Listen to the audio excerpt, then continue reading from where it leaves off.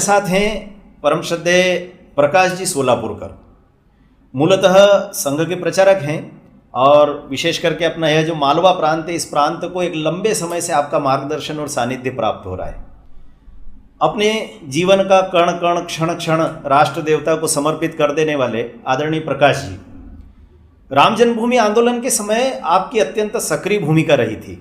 आज भी उनकी सक्रियता पर कोई प्रश्न चिन्ह नहीं, लेकिन उस समय की हम कल्पना कर सकते हैं कि जो गुप्त रूप से कार्यकर्ताओं की टोलियां अयोध्या की ओर कूच कर रही थी, उस गुप्त टोलियों का नेतृत्व करने का दायित्व श्रद्धेय प्रकाश जी की ओर था। निश्चित रूप से उन्होंने राम जन्मभूमि आंदोलन के प्रमुख मील के पत्थर जो आंदोलन सिद्ध हुए थे, चाहे वह रामशिला पूजन का समय रहा हो, चाहे वह राम रथ यात्रा रही हो, चाहे राम ज्योति यात्रा रही हो, या दोनों कार सेवाओं का समय रहा हो, मैं चाहूँगा कि परम श्रद्धेय प्रकाश जी से हम सब उनके उस समय के अनुभव सुने। तो सबसे पहला प्रश्न भाई साहब आपसे मैं ये करना चाहूँगा कि राम जन्मभूमि आंदोलन की सबसे प्रारंभिक स्मृतियाँ आपकी कौन सी है, जब प्रारंभ में आप इस पूरे अभियान से जुड़े थे? राम जन्मभूमि आंदोलन के बारे में विचार करते समय केवल राम जन्मभूमि आंदोलन का ही विचार नहीं होगा, तो हिंदू समाज के उत्थान का विचार होगा। ये उत्थान का विचार कब से शुरू हुआ, तो सबसे पहले बताया जाएगा तमिलनाडु में रामनाथपुरम में एक पूरे गांव ने धर्मांतरण कर लिया था। उस समय मीनाक्षीपुरम, उस समय प्रधानमंत्री श्रीमती इंदिरा गांधी थी, और आश्चर्य कि उसने भी इसका विरोध किया कि सब धर्मों को समान सुरक्षा इसलिए इस पर करने की ज़रूरत नहीं, ऐसा कहा था।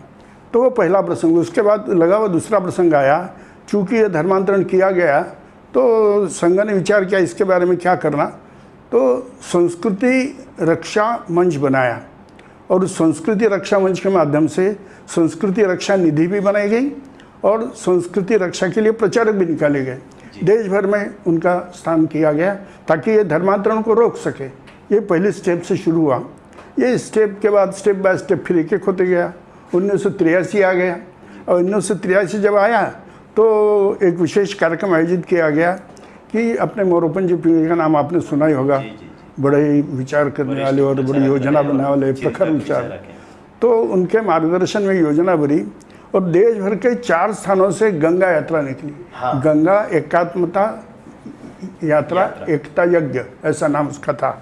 4 स्थानों से निकली और एक दिन निश्चित था कि इस दिन वो नागपुर में मिलेंगे, और जहाँ जहाँ यात्रा रुकेगी वहाँ भाषण होगा, पब्लिक को बुलाएंगे, वो आएंगे, दर्शन करेंगे, भाषण होंगे। तो ऐसे कई स्थानों पर कार्यक्रम हुए। भाषणों में हज़ारों लोग आए, उमड़ पड़े हज़ारों लोग। वे दृश्य देखने लायक था कि ये गंगा यात्रा में, और उसको भारत माता के साथ जोड़ा था। एक बड़ा भारी भारत माता का चित्र भी लगाया था कि लोग केवल धार्मिक नहीं, ये राष्ट्रीय कार्यक्रम भी है, इसलिए दोनों को जोड़ा गया और हज़ारों लोगों ने उसमें भाग लिया। तो ऐसे पुराने संसद जिन्होंने देखा ही नहीं था, तो अपनी शाखा 4-5 के देखते थे। जब देखा उसका परिणाम क्या हुआ है, हज़ारों लोग आ गए। तो देश का वातावरण देखने लायक था। गंगा यात्रा के समय कितने लोग आए, करोड़ों लोगों ने भाग लिया। वो दूसरा प्रसंग है कि हिंदू अब जाग रहा। 84 आ गया। अब एक के बाद ऐसे लगे हुए कार्यक्रम हिंदू जागरण के कि जो सुनने लायक है। 1984 में राम रथ यात्रा निकाली गई। ये राम रथ यात्रा भी अलग अलग प्रदेशों में निकली और कुछ बड़े स्थानों पर भी निकली, और उसमें भी छोटे बड़े, गरीब, पिछड़े, अगड़े, कितने प्रकार के समाज के अंग हो सकते, सबके सब सम्मिलित हुए और बड़े श्रद्धापूर्वक और दर्शन करने के लिए, राम के दर्शन करने के लिए आए। तो उससे लगा कि वाकई में हिंदू जाग रहा है। तो एक दूसरी स्टेप थी जब हमने देखा कि ये हिंदू समाज जाग रहा है। इसके पूर्व के एक बात और आवश्यक रूप से बताना चाहेंगे, जब संस्कृति रक्षा निधि एकत्रित की जा रही थी, उस समय एक स्लोगन दिया गया था, 100 रुपया दे दो रे भैया, 5 रुपया दे दो रे भैया, रामशिला के नाम से, रामशिला के नाम से, ये कहा गया। और लोगों ने 125 रुपया दिया, एक शिला दी और 100 रुपया भी दिया उसका। तो जो 125 रुपया उस समय देने के लिए खिंचवाते थे और दुकान के अंदर जाके कहते कि हमारा नाम, पत्नी का नाम लिखो, इतना भितरट था, इतना डरपोक था, इतना कायर था अपना समाज। लेकिन धीरे धीरे उसको मैदान में लाना ही था। तो ये सेकंड स्टेप में राम रथ यात्रा में लोग सड़क पर आए और तरह तरह के नारे भी लगाए। उसमें लड़के लड़कियां, नवयुवतियाँ भी थी। फिर लोगों को देखकर अच्छा लगा कि ये भव्य समाज है अपना, क्या शानदार है। फिर आगे बढ़ गए। तो वो 84 का यात्रा का कार्यक्रम बहुत शानदार, उसी समय इंदिरा गांधी जी की हत्या भी हो गई, फिर वो रद्द जब तक रही वगैरह, लंबी कहानी पर संक्षिप्त में उस यात्रा ने भी हिंदू समाज को हो जगह। 1985 आ गया, संघ के 60 वर्ष पूरे हो रहे थे काम को, 1925 में स्थापना हुई इसकी, तो 1985 में 60 वर्ष पूरे हो रहे थे। फिर देश भर में संघ ने तरह तरह के कार्यक्रम आयोजित किए, लेकिन उसमें राम जन्मभूमि के बारे में विस्तार से सारे कार्यकर्ताओं को और समाज का डिटेल्स में सब जानकारी दी कि क्या क्या हो रहा है और यहाँ ताला लगा हुआ है वगैरह। और 86 में पहला आंदोलन चला, कैसा सामान्य आंदोलन था, जोर से बोलो ताला खोलो, जोर से बोलो ताला खोलो, इतना ही था। एक कदम आगे चलाना था समाज को, एकदम कुछ नहीं करना था। तो एक कदम आगे कहाँ गए, जोर से बोलो ताला खोलो। तो लोगों को लगा हाँ तो हो सकता है, जो लोग लग गए इसमें जोर से बोलो ताला खोलो, जोर से बोलो ताला खोलो। आगे का कुछ नहीं बताया है, अब यहीं तक समझना। फिर लोगों को जबरदस्त उत्साह। अब वहाँ के जो डिस्ट्रिक्ट मजिस्ट्रेट थे उन्होंने ताला भी खोल दिया। वो राजीव गांधी उस समय प्रधानमंत्री थे, इनके प्रधानमंत्री काल में ये कार्यक्रम हुआ, पर वहाँ कहा गया ताला है ही नहीं, तो खोलना क्या। तकनीकी पक्ष से उलझ गया था। तो 86 में इतने आगे बढ़े थे हम एक कदम कि जोर से बोलो ताला खोलो। अब आए 88, अब 88, 89, 90, 92, ये हिंदू इतिहास की प्रमुख तारीखें है। अगर ये तारीखें उसको न मालूम तो हिंदुत्व पर उसके प्रश्न चिन्ह लगेगा। मैं तीनों तारीखें बताता हूँ, तीनों तारीखों की पार्श्वभूमि। पहली है 9 नवंबर 1989, दूसरी है 30 अक्टूबर 1990, तीसरी है 6 दिसंबर 1992। और हर एक का अपना इतिहास है। 5 अगस्त को जब पूजन होने वाला है तो भाई 12 वर्ष का सारा इतिहास हमारे सामने आना चाहिए कि कार्यकर्ताओं ने कितने परिश्रम किए और समाज ने कितना जबरदस्त सहयोग किया है, कैसा हिंदू समाज जागरूक हुआ है, ये सब सुनने दिखने लायक भी है। तो ये हुआ कि पहले ये मंदिर बनेगा तो मंदिर बनाने के लिए रामशिला तो लगेगी ना। और जब ये आंदोलन उनके प्रेरणा से हुआ, पूछने लग गए तो हर एक को चाहिए थी रामशिला, तो गाँव गाँव रामशिला, कार्यालयों पर भीड़ लगी कि हमको चाहिए हमको चाहिए हमको चाहिए। बाकी में भगवा वस्त्र लेके आए, रामशिला को लपेटा गया, गाजे बाजे के साथ ले गए। क्या दृश्य था,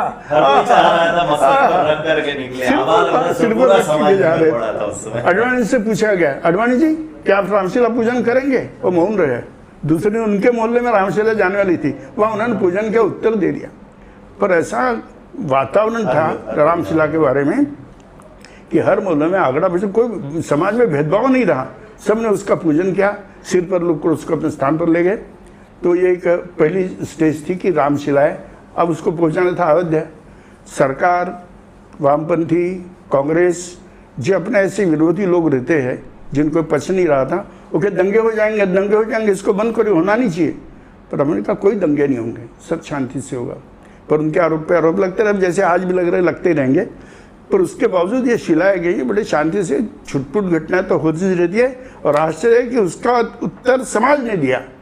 समाज इतना जागरूक हो गया था कि उसने उसका उत्तर दिया, जहाँ जहाँ झगड़े टंटे हुए उन्हें नहीं निपटाया। तो ये पहली स्टेज थी कि रामशिला गई, वहाँ से आई, फिर यहाँ से अयोध्या की ओर गई। ये एक बहुत बड़ा कार्यक्रम रहा।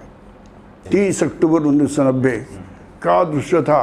तो मुलायम सिंह जो मुख्यमंत्री थे उत्तर प्रदेश के, परिंदा भी पैर नहीं मार सकता है, ऐसे उनका आह्वान था। और अपने कार्यकर्ता जाके ही रहेंगे, जाके ही रहेंगे। और देश भर में इसका वातावरण बना। अब जाएंगे कैसे, तो कुछ तो जाएंगे खुल्लम खुल्ला जाएंगे, और कुछ जाएंगे ऐसे गुप्त रूप से जाएंगे ताकि उनको पता ही नहीं चले कहाँ आ रहे, कैसे आ रहे, तो कोई गिरफ्तारी भी नहीं होगी। ऐसे से वातावरण वहाँ शुरू हो गया।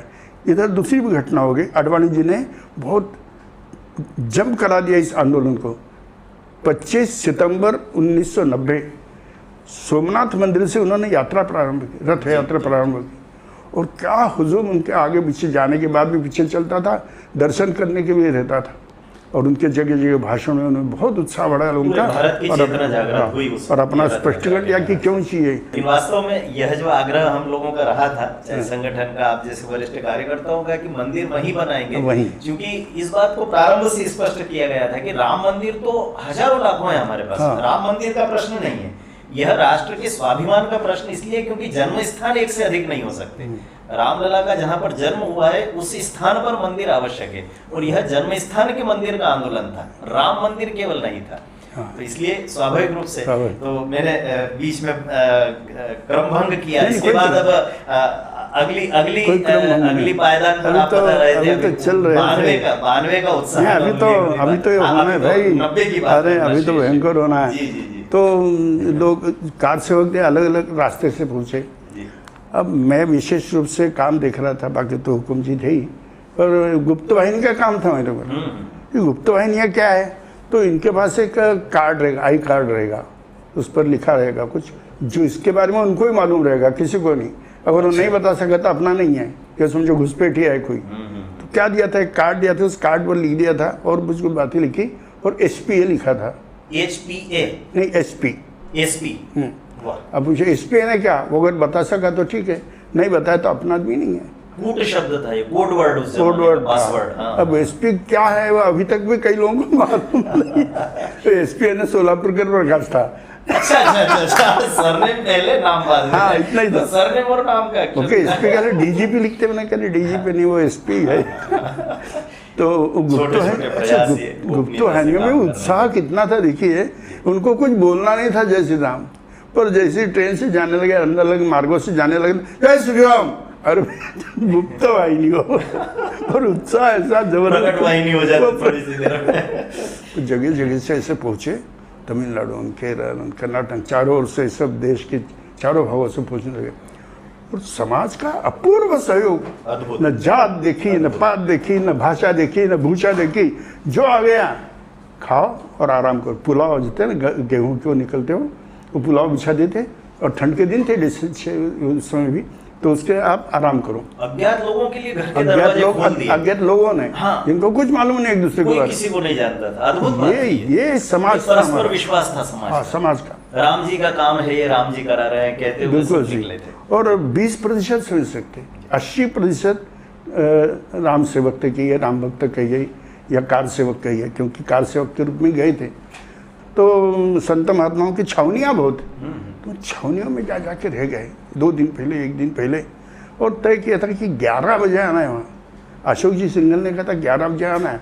अशोक जी सिंघल तो सारे मार्गदर्शक सर्वे सर्वा थे ही आंदोलन के, तो वो भी वेश बदल कर पहुँच गए थे वहाँ। 11 बजे सब आ गए वहाँ, एकदम सब टूट पड़े, उस मंदिर की ओर जाने लग गए। तो पुलिस तो ज़बरदस्त थी, मार ठोक, खूब डंडे मारे, ये किया, लेकिन न मानते हो तो आगे आगे जाने लगे। इस दरम्यान क्या हो गया कि एक बस खड़ी थी, वो पुलिस की गाड़ी थी। हाँ। ड्राइवर पता नहीं काय के लिए उतरा, चाहे जो जिसके लिए उतरा हो, और ऐसे ही छोड़ दी उसने गाड़ी। और अपने कार सेवकों ने देखा, और गाड़ी तो है, अपने संत महात्मा थे, उनका नाम याद नहीं आ रहा है, वो गाड़ी चलाना जानते थे, वो बैठ गए उसमें, आ जाओ। तो कार सेवक के बैठ गए और मंदिर की ओर चल दी गाड़ी। तो सारे बैरिकेड तोड़ते हुए वो वाहन गया। आप बोल अद्भुत गए। दृश्य था वो। अब सबको बताया था कार सेवा करना है, पर किसी को नहीं बताया कार सेवाएं ने क्या। भाई कोई पुरानी जगह है, उसके अगर कार सेवा करने नई जगह बनानी है तो तोड़ना तो पड़ेगा ना, पर ये कहीं नहीं बताएगा उसको तोड़ना। कार सेवा करनी है, कार सेवा करनी है। और सब तंबू लगा था, लोगों के भाषण हो रहे थे कि हमको 1 मुट्ठी रेत और 1 अंजलि सरयू के जल चढ़ाना है, बस इतना ही करना है। राम कुमार कोठारी और शरद कुमार कोठारी, ये कलकत्ता के बंधु, अपने बहन को क्या था, हम झंडा फहरा के आएंगे, हम झंडा फहरा के आएंगे। और दोनों बंधु ठेठ उस पर गुम्बद पर चढ़कर झंडा गाड़ दिया। और फिर बाकी लोग जितना जो कुछ जिनके साथ था कुरेद सकते थे, वैसा उस ढांचे को कुरेद दिया। बहुत ज़्यादा नहीं, पर कुछ न कुछ क्षति पहुंचा दी। ये दूसरा पराक्रम था 30 अक्टूबर उन्होंने। और इस दरमियान मुलायम सिंह की पुलिस ने उन पर गोली चला दी। तो दोनों बंधु अपने, राम कुमार और शरद कुमार, दोनों शहीद हो गए। और उनके साथ 16 लोग और शहीद हुए थे, 18 लोग वही शहीद हो गए थे। पर उससे आंदोलन को वैसे कमजोर तो नहीं हुआ। बताते हैं कि ये अधिकृत शासन का आंकड़ा था 18 लोगों हाँ, का। 18 लोगों का। लेकिन बताते हैं कि जनहानि कार्यकर्ताओं की उससे अधिक हुई थी। कई कार्यकर्ता बाद में अज्ञात ही रह गए, नाम भी पता नहीं लगे, और बताया गया कि सरयू में ऐसा भी हुआ। उनकी देह को बहा दिया गया। ऐसे जनचर्चा उसकी रही। जनचर्चा लेकिन बराबर आप हुई। सच कह रहे हैं कि 2 कोठारी बंधु तो शहीद हुए ही, और 16 उनके साथ कार्यकर्ता। उस समय आंकड़ा बताया गया था। अधिकृत रूप से शासन ने भी स्वीकारा था इतने लोगों तो का शहीद होना। जितना कुरेद सकते थे उतना कुरेदा, झंडा फहरा दिया। आंदोलन उस दिन पूरा हो गया, 30 अक्टूबर 1990 का। और फिर वहाँ एकदम भाषण चल रहे थे। शेषाद्री जी उपस्थित थे, आडवाणी जी थे, मुरली मनोहर जोशी थे, ऋतंबरा जी थी, उमा भारती थे, सब थे, जोरदार भाषण हुए थे। किसने नहीं कहा था कि ढांचे को टच करो, उन पर आरोप भले लगे, पर उन्हें किसी ने नहीं कहा कि हमको 1 अंजलि सरयू का जल और रेत चलाना है। पर कार से वहाँ भयंकर गुस्सा था, वो कुछ सुन नहीं रहे थे भाषण को, कोई भाषण से हमको मतलब नहीं, कुछ नहीं, हमको तो जाना ही है। और उस गुस्से में जो गए तो जिसके हाथ में जो था उसने तोड़ फोड़ शुरू कर दी। अब ये सारा आज तक सीक्रेट है कि ये ढांचा गिरा कैसे हो? इनके पास था क्या, ठेका था ही कुछ, फिर कैसे गिरा? हिंदू समाज के अंतर्निहित ऊर्जा थी। हिंदू क्या होता है समझो, ऊर हिंदू ही ऐसा होता है। नरसिंह राव ने फोन किया कल्याण सिंह को, पहला गुंबज टूट रहा है, हाँ मैं देख रहा हूँ, दूसरे पर चढ़ गए लोग, दूसरा भी टूट रहा है, वो भी देख रहा हूँ, तीसरे पर भी जा रहे हो। उनके सामने सारे गुंबज टूट गए।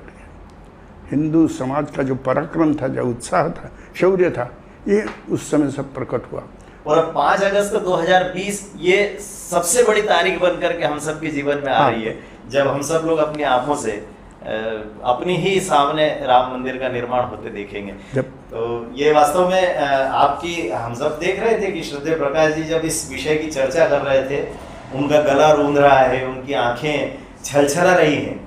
निश्चित रूप से यह विषय हम सब लोगों के लिए कितना भावनात्मक रहा, ये उनके वक्तव्य से ध्यान में आता है। और एक एक तारीख, एक एक सन मानो उनके मानस पर अंकित है, किसी पत्थर पर टंकित किए हुए पंक्तियों की तरह। और यह निश्चित रूप से प्रत्येक हिंदू के लिए भावनात्मक प्रश्न था। और हमने देखा कि प्रकाश जी भाई साहब ने उस पूरे विवरण को जिस जीवंत चित्र की तरह हम सबके सामने रखा।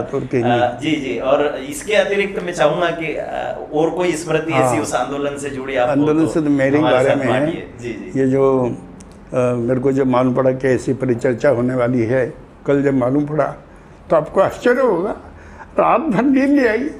क्यों? क्योंकि आंदोलन नहीं था। क्या बात? 81 में क्या, 82 में क्या, अरे क्या वहाँ का माहौल था। और हम सहभागी उसके, चश्मदीद साक्ष्य नहीं, केवल ये हुक्म है, हम है, कैलाश शर्मा है, गुलाब भाई खंडेलवाल जी, हम सहभागी उसके। बहुत अच्छा। तो ये हम सब ने श्रद्धेय प्रकाश जी सोलापुरकर से उनके व्यक्तिगत अनुभव सुने। आपका बहुत बहुत धन्यवाद। अपनी पुरानी स्मृति यात्रा में हमको सहभागी बनाने के लिए विश्व संवाद केंद्र की ओर से मैं आपका धन्यवाद करता हूँ। इसी प्रकार की राष्ट्र देवता की अर्चना, समाज देवता की अर्चना और राष्ट्र के पुनर्निर्माण से जुड़े हुए विषयों पर, भिन्न भिन्न प्रकार के विषयों पर हम इस प्रकार की चर्चाएं करते रहेंगे।